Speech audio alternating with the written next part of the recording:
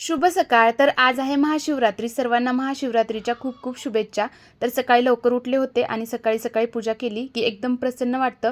तर मी इथं पहिल्यांदा देवपूजा करून घेतली. तर माझ्या देवघरामध्ये शिवलिंग नाही आहे पूजा करण्यासाठी, मग मी मंदिरामध्ये जाणार होते आवरून. मग पटकन दारामध्ये छान अशी रांगोळी काढून घेतली. मग पूजेचं ताट रेडी केलं.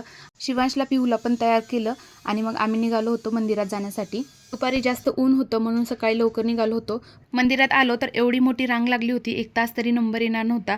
मग मी रांगेत उभारले.